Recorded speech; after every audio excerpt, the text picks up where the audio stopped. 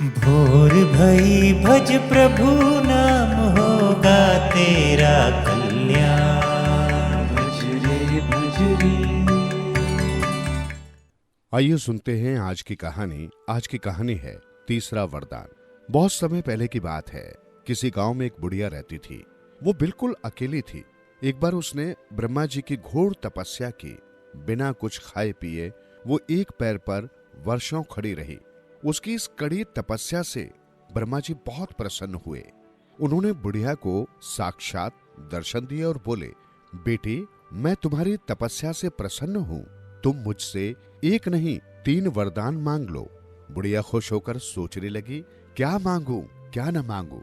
तभी उसे ध्यान आया कि उसने वर्षों तक कुछ खाया पिया नहीं है। वो बोली, प्रभु, यदि आप मुझसे प्रसन्न हैं तो पहला वरदान ये दो कि मेरे खाने के लिए एक थाल 56 भोग आ जाए। तुरंत बुढ़िया के सामने 56 प्रकार के भोजन से सुसज्जित थाल आ गई। वर्षों से भूखी बुढ़िया ने भरपेट भोजन किया। फिर बोली, देव, आप मुझे दूसरा वरदान ये दीजिए कि मेरे पीने के लिए एक घड़ा गंगा जल आ जाए। तथास्तु। ब्रह्मा जी ने मुस्कुराते हुए कहा। वे ये सोचकर मन ही मन प्रसन्न हो रहे थे कि ये कैसी भक्त है जो छोटी छोटी वस्तुएं मांग रही है। आज तो मैं सस्ते में निपट जाऊंगा। बुढ़िया बहुत चालाक थी।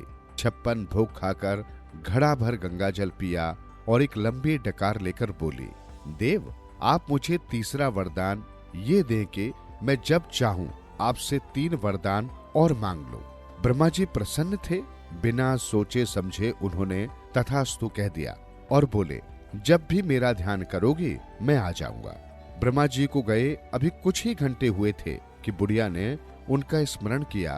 ब्रह्मा जी प्रकट हुए तो बुढ़िया बोली, प्रभु, पहला वरदान ये दीजिए कि मेरे शरीर पर सुंदर कपड़े गहने आ जाएं।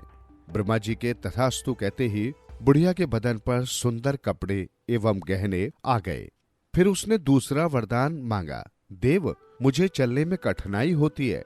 आप वरदान दे कि मेरे चलने के समय एक सजा हुआ रथ हमेशा उपलब्ध रहे। ब्रह्मा जी ने बड़े बुझे मन से तथास्तु कहा और सोचने लगे कि बुढ़िया कहीं तीसरे वरदान के रूप में फिर वही वरदान न मांग ले कि मैं जब चाहूं 3 वरदान फिर मांग लो। ब्रह्मा जी का अनुमान सही निकला। वर देते देते ब्रह्मा जी बेहद परेशान हो गए। वो ठहरे सृष्टि जैसा सबसे बड़ा कार्य करने वाले देवता, लेकिन करते क्या, मजबूर थे। सृष्टि कार्य में जब रुकावट पड़ने लगी तो देवताओं को चिंता हुई। सभी देवता ब्रह्मा जी को साथ लेकर विष्णु भगवान की सेवा में उपस्थित हुए और बुढ़िया रूपी इस समस्या का कोई हल सुझाने की प्रार्थना की।